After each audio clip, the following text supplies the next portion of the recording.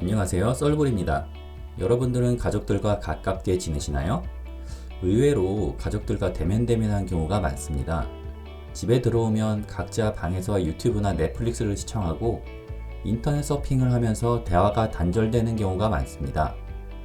보통 사춘기를 부드럽게 넘기지 못하고 가정불화가 있었으면 이렇게 되는 경우가 많다고 합니다.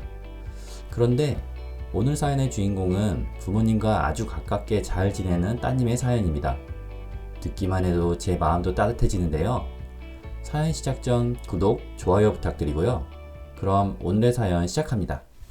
안녕하세요. 전국 결혼을 앞둔 예비 신부입니다. 결혼식장에 아버지 손을 잡고 들어가는 장면만 생각해도 뭉클해지고 있어요. 저와 제 아버지가 그만큼 애틋하거든요. 그런데 제 아버지는 사실 제 친아버지가 아니세요. 제가 대학생 때 저를 입양하신 제 양부모님이십니다. 하지만 저희는 진짜 부녀 사이보다 더 가깝고 더 서로를 위하는 그런 부녀 사이랍니다. 제가 양부모님을 만나고 진짜 가족이 된 이야기 한번 들어보실래요? 저는 친부모님의 얼굴도 모른 채 아기 때 버려져 시설을 전전하며 자라왔습니다. 그냥 기억이 있을 때부터 다른 거와 혹은 버려진 친구들과 같이 지내고 있었습니다. 자연스럽게 보육원이 내 집이고 원장님이 내 아빠고 그랬습니다. 그러다 보니 보육원의 봉사활동 또는 후원을 하는 분들도 자연스럽게 많이 만나게 되었습니다. 보육원의 아이들은 모두 사랑과 관심에 굶주려 있다 보니 봉사활동 오는 분들을 잘 따릅니다. 그만큼 부모님의 사랑의 손길이 그립고 필요한 거죠.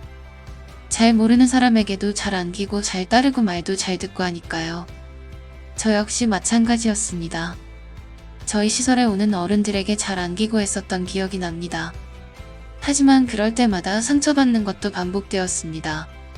아무리 봉사를 오래 나오시더라도 매번 오실 수는 없었을 테고 그마저도 잠깐 왔다가 가시는 분들이 대부분이었으니까요. 그렇게 사랑을 갈구하다 다시 버림받는 기분이 여러 번 반복되다 보니 어느 순간 그런 손길 자체가 달갑지 않더라고요.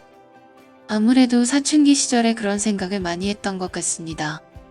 어차피 안 볼 사람들인데 굳이 나가서 웃고 떠들고 할 필요 있나?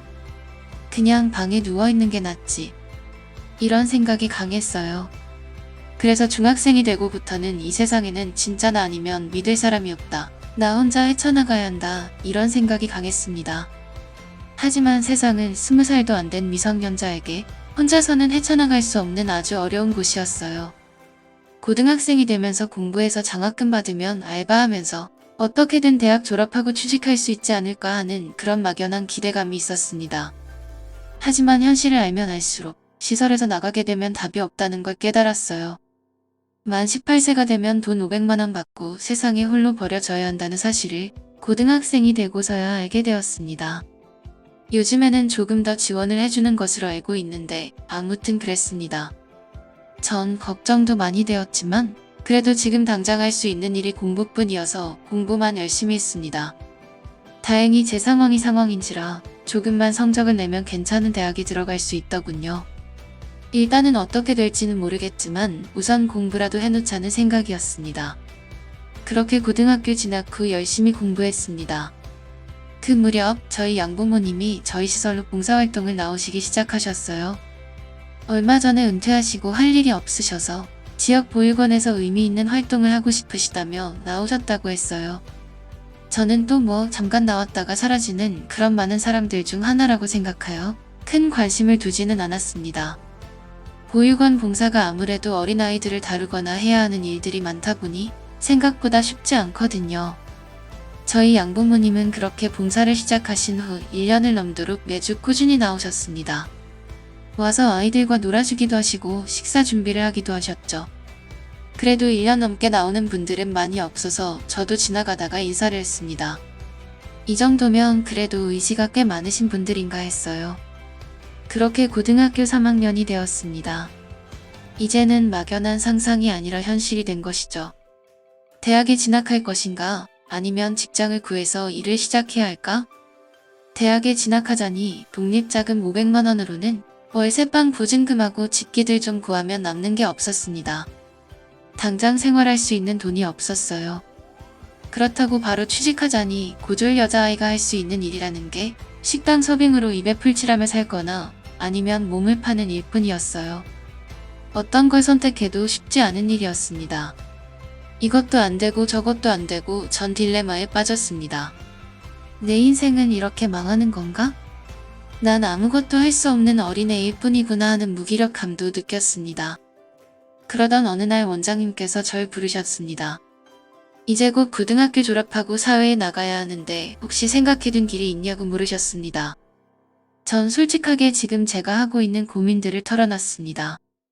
미래를 위해서는 어떻게든 대학을 졸업하고 취업을 해야 할 텐데 현실적으로 쉽지 않다. 그래서 일단 일을 시작해보려 해도 뭘 해야 할지, 뭘 할 수 있는지도 모르겠다고 말이죠. 원장님께서는 혹시 괜찮다면 도움을 주고 싶은 분들이 있는데 한번 만나보고 정해보지 않겠냐고 하셨습니다. 전 만나보겠다고 했고요. 그렇게 밖에 있던 지금의 양부모님이 원장실로 들어오셨습니다. 양부모님께서는 시설에 봉사활동을 하면 항상 저를 지켜보셨다고 했습니다. 말도 없고 무뚝뚝하지만 언제나 책을 손에서 놓지 않던 아이라고요. 양부모님께서는 저에 대해 원장님께 물어보셨고 제가 곧 시설에서 나가야 할 처지라는 것을 들었다고 하셨습니다. 당신들이 아이가 없어 이곳 보육원에서 공허함을 채우시고 있는데 자기들이 받은 만큼 돌려주고 싶다고 괜찮다면 학비와 생활비를 대줄 테니 대학에 가보지 않겠냐고 했습니다. 전 너무 큰 제안이라 제가 받아도 되는 거냐고 되물었습니다. 양부모님께서는 어차피 재산 싸들고 저승 갈 것도 아니고 여력이 되는 한도 내에서 도와줄 테니 한번 대학에 가보자고 하셨습니다. 전 너무 감사한 마음에 최선을 다해서 공부하겠다고 그리고 꼭 다른 사람을 도와주는 사람이 되겠다고 약속드렸습니다. 그날부터 제 마음속에 자리 잡았던 불안감은 사라지고 온전히 공부에 집중할 수 있었습니다. 수능 때까지 하루에 4시간만 자고 정말 제가 생각해도 지독하게 공부했고 대한민국 최고의 대학에 입학할 수 있었습니다. 양부모님께서는 대학 학비와 생활비 100만 원을 매달 보내주셨습니다. 전 보내주시는 돈이 너무 죄송하고 부담스러워 최대한 아끼며 과외 알바도 하며 돈을 모아놨습니다.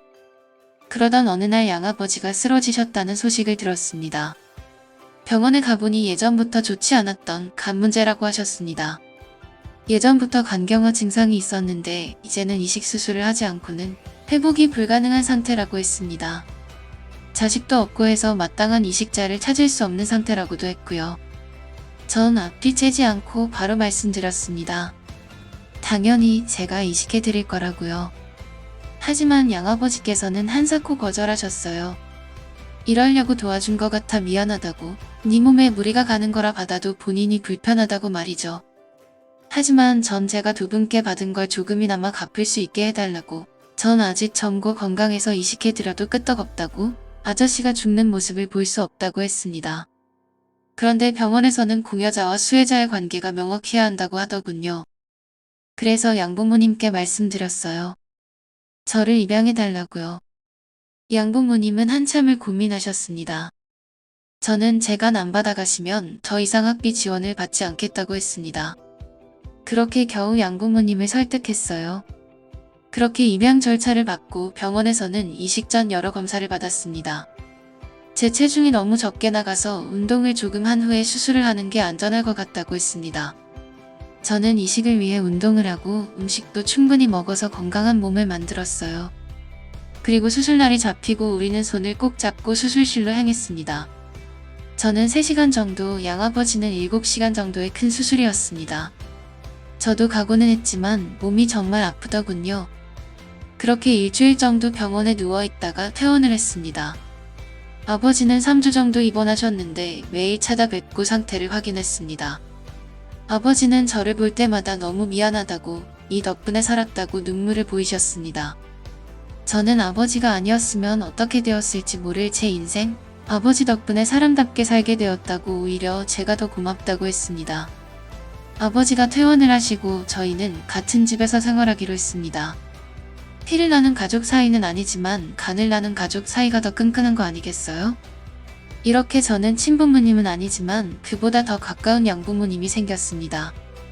태어나서 처음 느껴지는 안정감이었어요. 그렇게 전 두 분의 진짜 딸이 되어서 같이 여행도 다니고 회사에 들어가서 받은 첫 월급으로 선물도 사드리고 했습니다. 그러다 절 사랑해주는 남자를 만나서 부모님께 소개도 시켜드리고 상견례도 하고 이제 곧 결혼식도 하게 되었네요. 부모님께서도 평생 자식도 없이 쓸쓸히 둘만 여생을 보내야 싶었는데 저라는 복덩이가 굴러들어와서 목숨도 건지고 이런 일들도 경험하게 되어 너무 행복하시다고 합니다. 저도 남을 위해 아낌없이 내어주시던 부모님을 따라 봉사활동도 하고 기부도 많이 하려고 노력합니다. 착하게 사는 사람에게는 이렇게 행복이 따라온다는 걸 저희 부모님을 통해 배웠거든요. 결혼식에서 저희 아버지가 너무 많이 울지는 않으셨으면 좋겠네요.